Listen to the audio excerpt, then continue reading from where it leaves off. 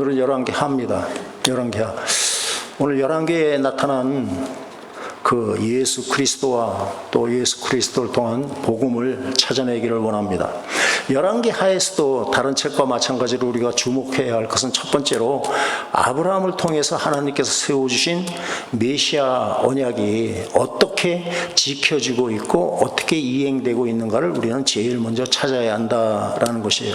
두 번째는 사무엘하 7장에서 약속하신 바로 다윗에게 약속하신 것, 다윗의 언약이라고 하는 것.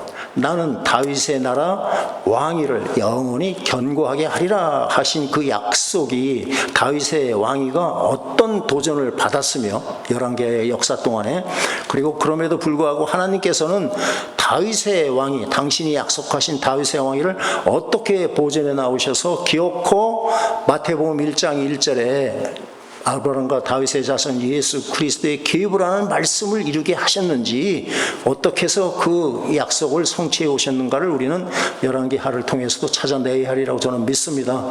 왜냐하면 그것이 바로 우리의 구원과 직접적인 연결이 되는 내용이기 때문에 우리는 그것을 알아야 한다는 것이에요. 열왕기하는 크게 두 부분으로 나눕니다. 1장에서 7장까지 남북으로 분열이 된 그 왕국이 계속되다가 북쪽 이스라엘이 아수르에 의해서 패망되는 내용이 17장까지 내용이고, 18장에서 25장까지 보면 남겨놓으신 남쪽 유다 왕국의 역사인데, 하나님께서는 북이스라엘이 패망이 된 이후에도 남쪽에 있는 유다 왕국, 다윗의 왕국을 103년 동안이나 오래 참고 기다려 주신 것을 우리는 잘 알 수가 있습니다. 그렇지만 결국 남유다도 끝내 회개하지 않고 우상 숭배에 계속 빠져 있다가 결국 바벨론에 의해서 패망하는 것으로 열왕기하도 끝을 맺는다라는 것이에요. 그렇다면 북이스라엘이 패망하게 된 원인이 무엇인가? 성경은 우리에게 정확하게 말씀을 하고 계십니다. 열왕기하 17장입니다. 17장 15절 16절 읽어보십시다. 열왕기하 17장 15절 16절 읽습니다. 여호와의 율례와 여호와께서 그들의 조상들과 더불어 세우신 언약과 경계하신 말씀을 버리고 험한 것을 뒤따라 허망하며, 또 여호와께서 명령하사 따르지 말라 하신 사방 이방 사람을 따라 그들의 하나님 여호와의 모든 명령을 버리고 자기들을 위하여 두 송아지 형상을 부어 만들고 또 아세라 목상을 만들고 하늘의 이를 성신을 경배하며 또 바알을 섬기고. 아멘. 한마디로 얘기해서 아브라함에게 세워주신 메시아 언약을 지키지 않고 배신했다는 것입니다. 그리고 그들은 우상을 숭배했기 때문에, 하나님을 섬기는 대신 우상을 숭배했기 때문에 멸망을 당한 것이다 라고 말씀을 하시는 것이에요. 그리고 이어서 17장 33절을 보시면 이와 같이 그들이 여호와도 경외하고 또한 어디서부터 옮겨왔는지 그 민족의 풍속대로 자기의 신들도 섬겼더라라고 당시의 풍속을 지금 얘기하고 있습니다. 무슨 뜻입니까? 그들은 북이스라엘 사람들은 하나님도 섬기고, 왜? 하나님의 택한 백성들이기 때문에 하나님도 섬기고 우상도 섬기는, 쉽게 얘기하면 혼합종교가 되어버렸다. 그것이 북이스라엘 사람들의 모습이다.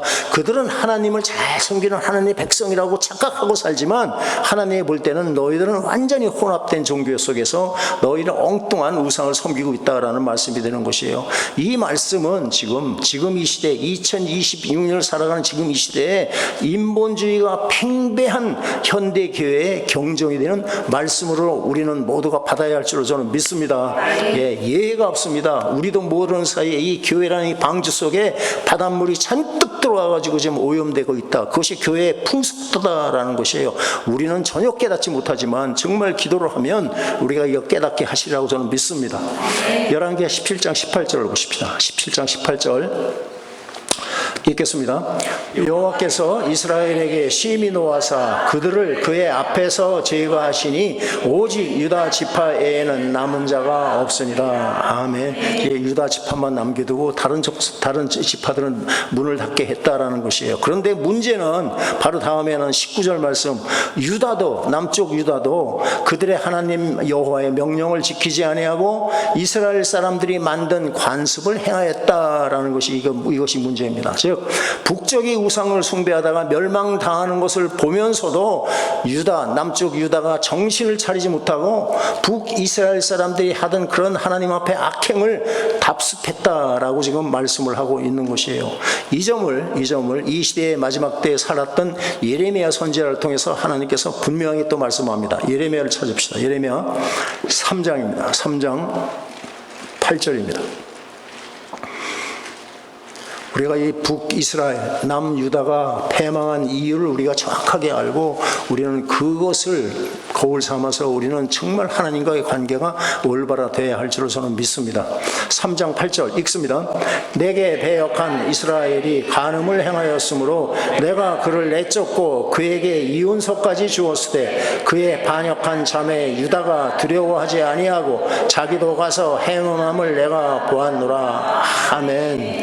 하나님은 이와 같은 유다에 대해서 북쪽 이스라엘이 망한 다음에도 130년 동안이나 참고 기다리시면서 회개할 수 있는 그 기회를 주셨지만 그들은 끝내 돌아오지 않다가 바벨론에게 패망당하고 말았다는 것이 이런 게하의 내용입니다. 북이스라엘의 패망은 남쪽 유다에게 주는 그런 최후 통첩과 같은 경고였다. 그렇지만 그 북이스라엘을 반면 교사로 삼지 못하고 자기들과는 전혀 상관없다는 것처럼 생각을 하고 구경만 하다가 유다도 결국은 문을 닫고 말았다라는 것이에요. 그런데 16장에 보면 메시아 언약, 즉 다른 말로 하면 하나님께서 아브라함을 통해서 주신 약속, 이것을 다른 현대말로 얘기하면 복음이라고 우리는 얘기할 수가 있습니다. 우리의 생명인 복음, 예수님께 십자가에 이르신 말씀, 또 하나님께서 아브라함에게 주신 약속 똑같은 것입니다. 그러니까 메시아 언약, 다른 말로 하면 복음을 변질시키려는 그 음모가 기록이 되어 있습니다. 유다 왕 아하스가 아스로 왕을 만나러 다메섹에 도움을 청하러 갔다가 그곳에서 우상을 섬기는 아주 멋지게 만들어 놓은 제단을 보았습니다. 그 제단은 하나님을 섬기는 제단이 아닙니다. 이방신을 섬기는 제단입니다. 그래서 이 아스로 왕의 그 마음에 들기 위해서 바로 이 아하스가 그 제단의 모든 구조와 제도의 양식을 그려서 제사장 우리에게 보내면서 이대로 만들라라고 명했다는 것이 16장 10절에 나오고 있습니다. 대제사장 우리아는 당연히 하나님을 섬기는 대제사장으로 말도 안 되는 그것을 거부했어야 마땅했습니다. 왜냐하면 성전에서 사용하는 기구 하나하나는 사람이 디자인한 것이 아니지 않습니까? 그렇죠? 하나님께서 도구 하나하나까지도 세밀하게 다윗을 통해 주신 설계 도면에 따라서 만들어진 것인데 성전 기구 하나하나가 바로 모든 예수 그리스도를 상징하는 거룩한 하나님의 뜻이 담긴 집기들이다라는 것이에요.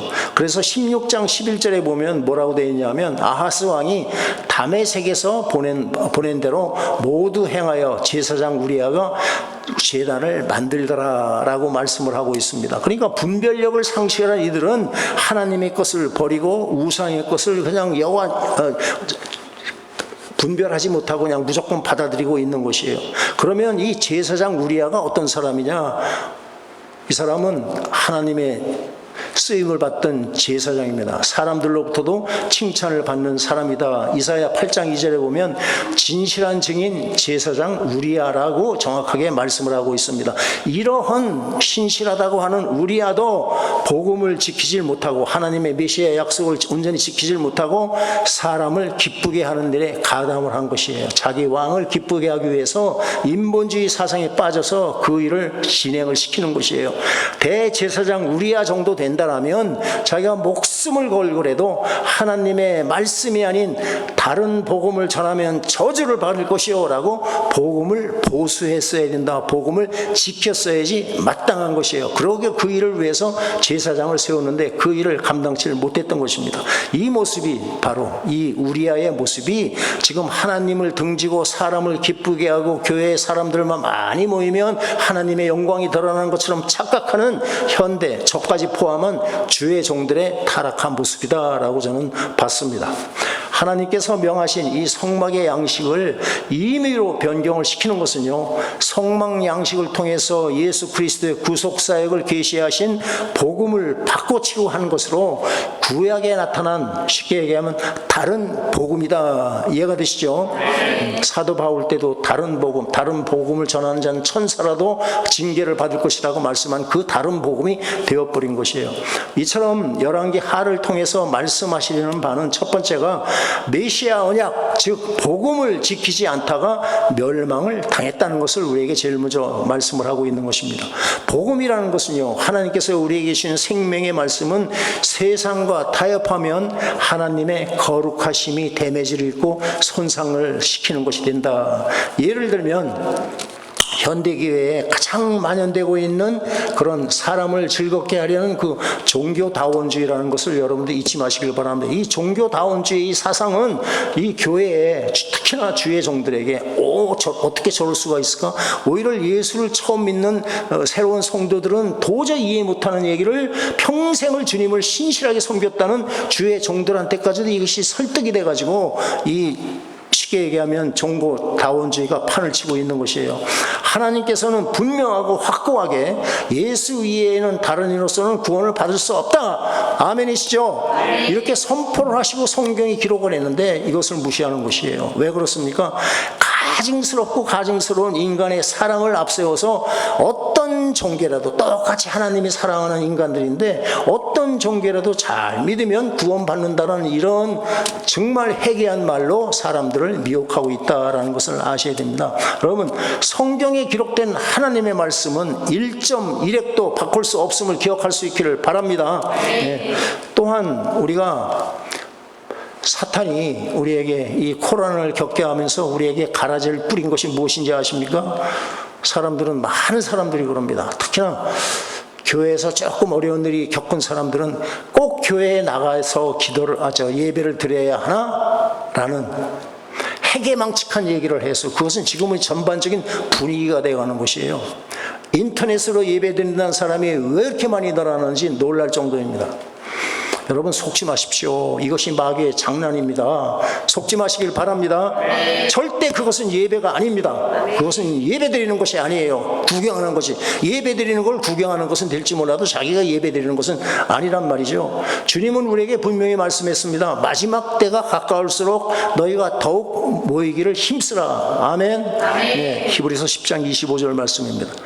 더욱 모이기를 힘쓰라. 그래야지 너희가 믿음을 지킬 수 있어 라고 하는데, 인터넷 보고 앉아가지고 커피 마시면서 누워가지고 그 무슨 예배를 드립니까? 지가 하나님의 예배를 받지요.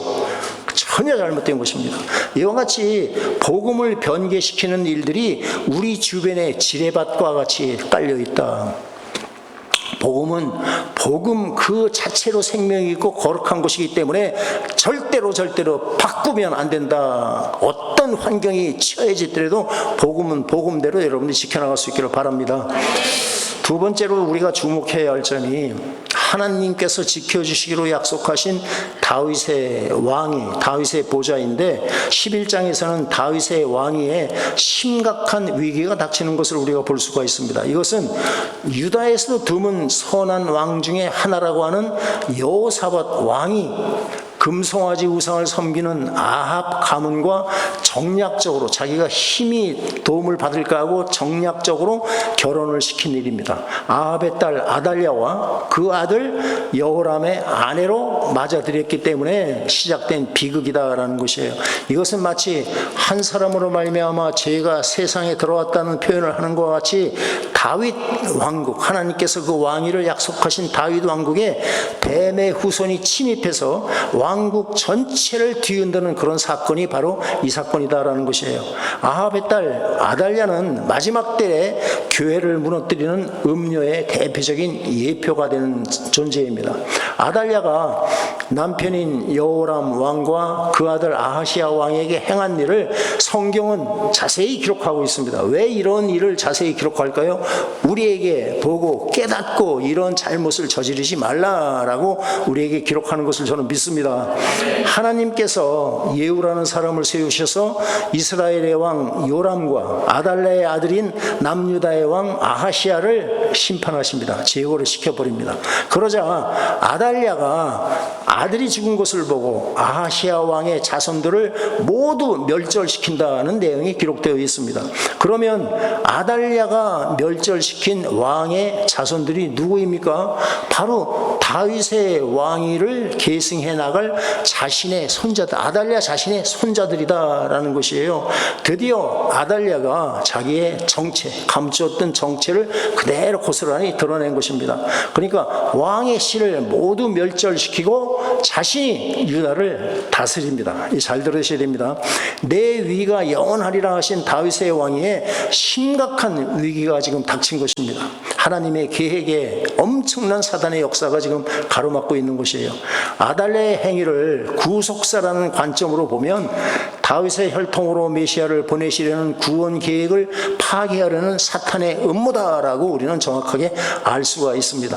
그렇지만 하나님께서는 이거를 절대 묵과하시지 않으셨다라는 것이에요. 11장 2절로부터 보면 아하시야 왕의 누이이고 대제사장 여호야다의 그 아내인 여호세바를 들어서 한 살 먹은 그 갓난애를 아하시야의 아들 요아스를 침실에 숨겨서 죽임을 면하게 한다라는 것이 기록되어 있습니다. 즉 하나님께서 이 여호야다의 아내 여호세바를 사용해서 왕의 씨를 보존해 나가는 것을 우리는 쉽게 깨달을 수가 있습니다. 그래서 한 살이었던 이 요아스가 여호와의 성전에 6년을 숨어 있는 동안에 몇 년을 숨어 있다고? 6년입니다. 6이라는 숫자를 잘 기억하십시오. 6년 동안 숨어 있는 동안에 아달랴가 나라를 다스렸더라 하는 점, 이것을 우리에게 많은 생각을 할 수 있게끔 만드십니다. 왜 그렇습니까? 표면적으로 보면 다윗의 왕위는 끊어진 것처럼 보입니다. 그렇죠? 한 살 먹은 자가 살아있다는 것을 아달랴도 모를 정도였으니까 겉으로 보면 끊어진 것처럼 보이지만, 또한 겉으로 사람들이 볼 때는 왕의 보좌에 누가 앉아 있습니까? 멸망에 가증한 것, 아달랴가 지가 왕이라고 앉아있는 그런 모습이다. 멸망에 가증한 것이 앉아있다라는 것이에요.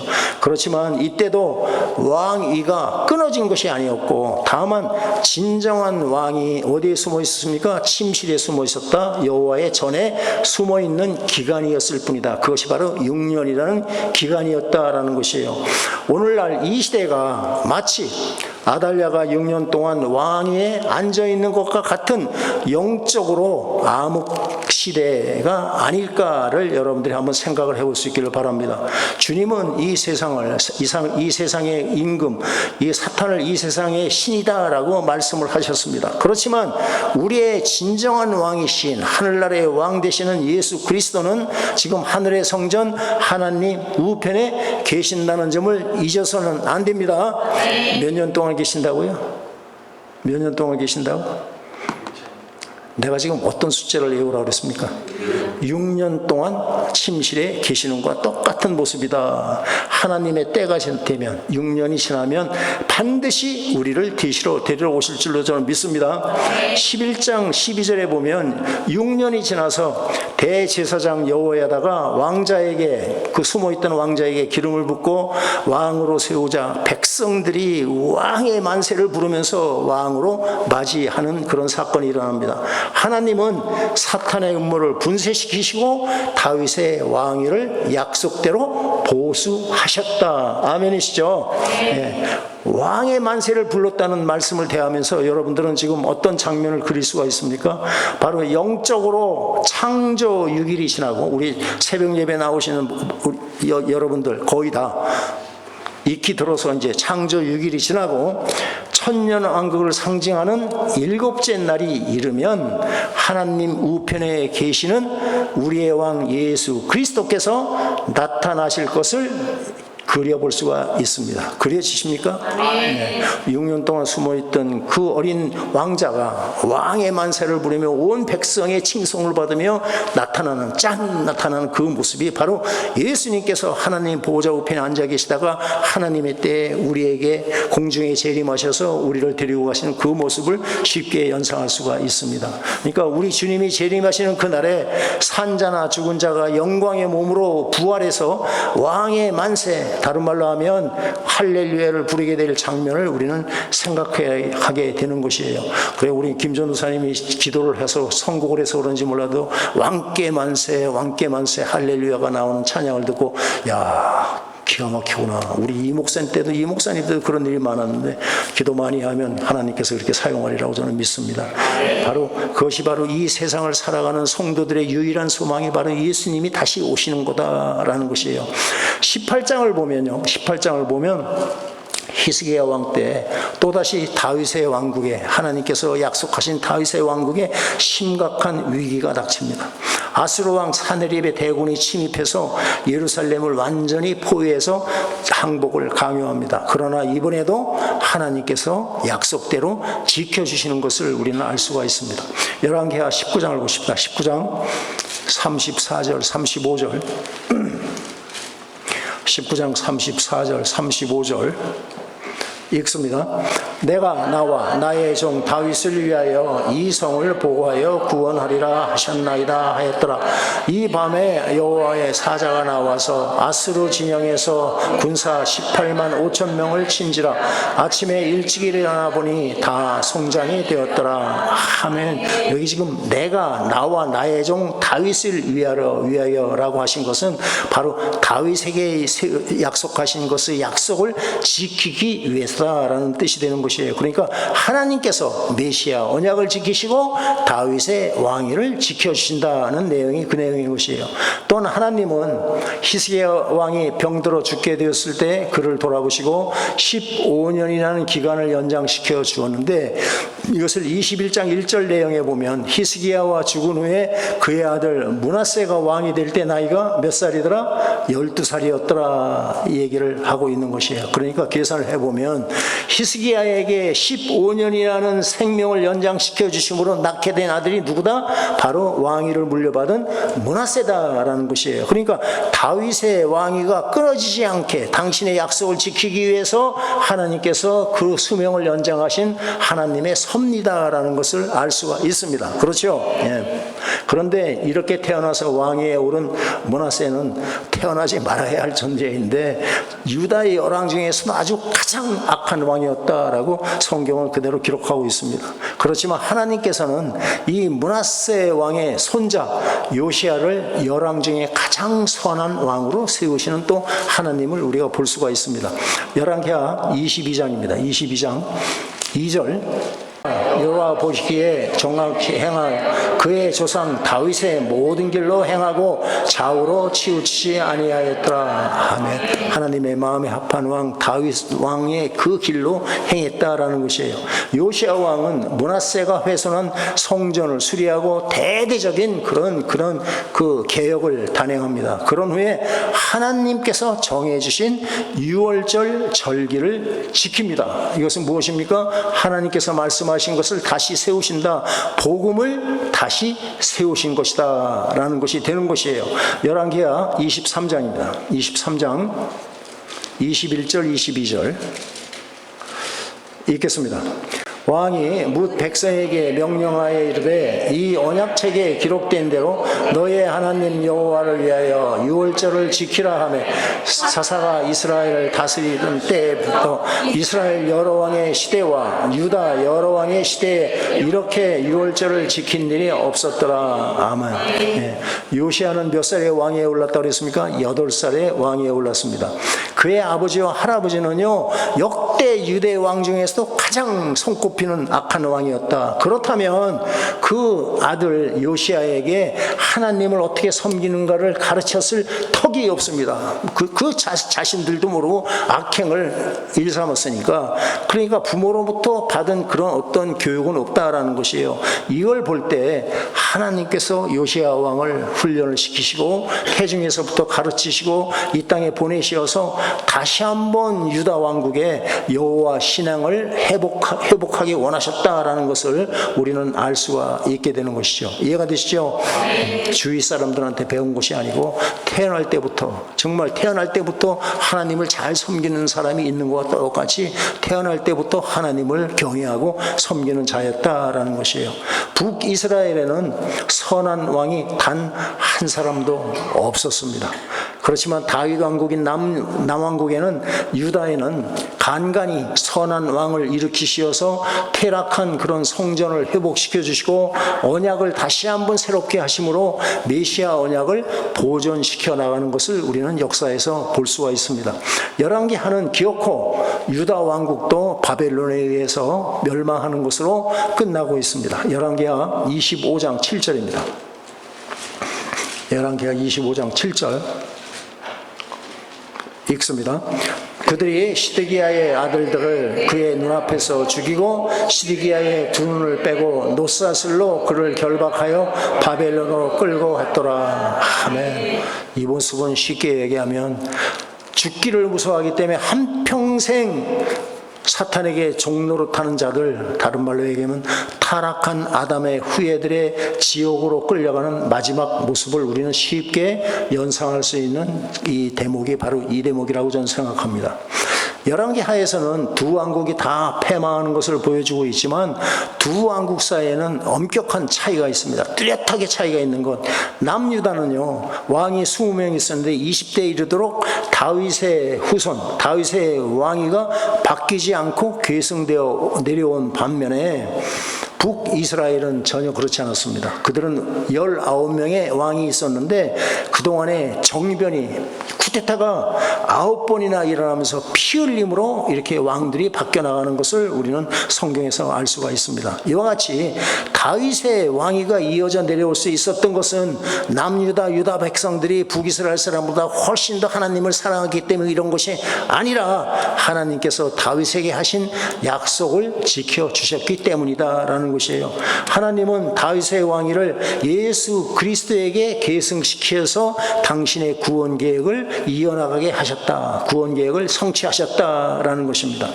열왕기서는 영화롭게 세워진 통일 왕국이 바로 분열 왕국이 되었다가 패망하는 것으로 끝이 납니다. 이를 통해서 우리는 무엇을 알 수 있느냐?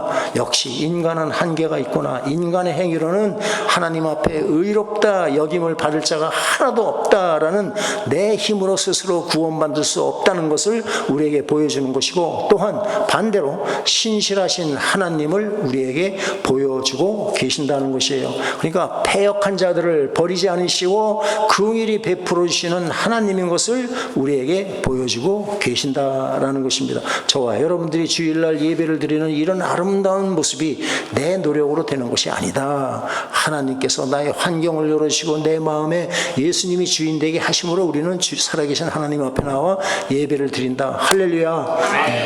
엘리야 선지자가 뭐라 그럽니까? 바알신과 아세라신을 섬기는 선지자들과 영적 전쟁을 할 때 하나님, 나만 혼자 남았습니다. 내 생명을 찾아서 저희들이 나를 나까지도 취하려고 합니다. 라는 그런 절망적인 상황 속에서 하나님께서 무엇이라 그럽니까? 바알에게 무릎 꿇지 않은 그 7,000명이 남겨놓았다라고 7,000명을 남겨둔 사실을 말씀을 하고 계시죠.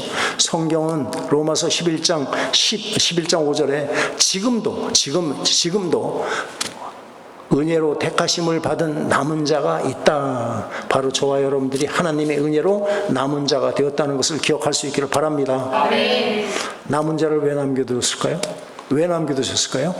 우리가 잘 먹고 그냥 너희들 잘 있다가 그냥 하늘나라 와라, 그겁니까? 우리가 이 땅에서 해야 할 일이 있지 않습니까? 해야 할 일, 우리가 받은 은혜를 전해야 할 줄로 믿습니다. 나는 예수님 때문에 구원받아서 난 아무것도 한 게 없는데 내 삶을 한번 봐라. 저는 얼마든지 얘기할 수 있습니다. 나의 삶, 내가 예수 믿기 전에 그런 삶을 살았던 방식으로 산다라면 나는 아마 한 10년 전에는 지옥불에 떨어져 있는 인간으로 살았던 사람이에요. 그런데 하나님의 은혜로 나도 모르는 사이에 주님 앞에 나와서 은혜를 받고 보니까 나와 세상 간 곳 없고 예수님만이 좋은 것밖에는 안 보이더라고. 지금까지 그 마음을 지켜주신 하나님을 나는 찬양을 합니다. 그래서 목에 칼이 들어와도 하나님 살아계신 것을 나는 간증할 수가 있습니다. 여러분들도 여러분들이 누리는 예수님이 계시다면, 여러분 안에 성령이 계시다면 내 안에 계신 하나님을 증거할 수 있기를 예수님의 이름으로 부탁을 드리겠습니다. 네. 유다가 패망한 70년 포로 기간도 또한 신구약 중간 시대의 침묵기에도 왕위가 끊어진 기간이 아닙니다. 다만 우리의 왕 되시는 예수님이 성전에 숨어있던 요아스처럼 하나님의 때가 이르기를 기다리는 그 기간에 불과하다라는 것을 잊지 마시기를 바랍니다. 이제는 일곱째 날, 그 일곱째 날이 지금 동이 터오고 시작한다는 것을 여러분들이 영적으로 한번 생각을 해보시기를 바랍니다. 뉴스를 보십시오. 뉴스를. 이란하고 일주일 전 영상을 보시든지 이란하고 미국하고 그 전쟁하는 걸 보십시오. 이제는 사람이 전쟁하는 게 아닙니다. AI가 전쟁한다고 그러지 않습니까? 거기다가 어떻게 컨트롤할 수 있는 것이 없어요. 이제는 우리는 고스란히 앉아서 당하는 수밖에 없습니다. 우리가 할 수 있는 게 뭡니까? 하나님을 믿고 하나님께 기도하는 것밖에 없는 줄로 저는 믿습니다.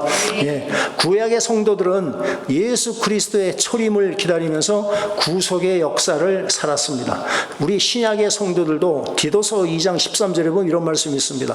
복스러운 소망과, 우리가 예수 그리스도 오시는 것을 기다리는 그 소망이 복스러운 소망이라고 표현합니다. 그리고 우리의 크신 하나님 구주 예수 그리스도의 영광이 나타나심을 기다리면서 우리는 구속의 역사를 기다리고 살아가는 하나님의 백성들이다라는 것이에요. 그렇기 때문에 우리에게 역사서를 주신 것은 이 일들을 거울 삼아서 우리가 하나님의 자녀답게 이 땅에 살기를 원하시는 하나님의 긍휼이시다라는 것입니다. 또한 하나님은 신실하신 하나님이시고 전능하신 하나님인 것을 너희가 믿고 깨달아라라고 우리에게 말씀을 주시는 것이에요.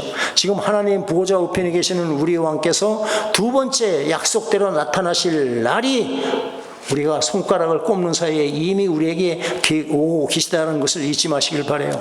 우리는 소망 가운데 우리의 왕을 기다리며 살아가는 정결한 신부로 살아야 할 줄로 저는 믿습니다. 주님 오시는 그날 유다 백성들이 정말 그 갓난아기가 이제 자라서 6년 동안 이제 있다가 기름 부음을 받고 왕이 됐을 때 왕의 만세를 부르는 것과 같이 우리도 우리 예수님을 만세 할렐루야 하면서 맞이할 날이 오래하고 저는 믿습니다.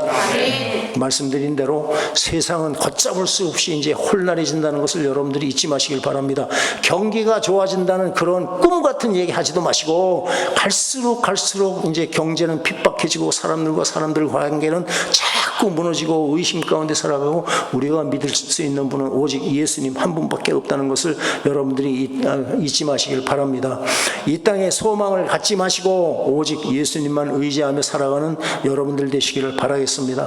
영원한 하나님의 나라는 실상입니다. 그것을 실상으로 바라보면서 주님 품에 안기는 그날을 사모하면서 소망 가운데 살아갈 수 있기를 바랍니다. 신실하신 하나님, 전능하신 하나님, 살아계신 하나님을 의지하며 승리하시기를 예수의 이름으로 축원드리겠습니다.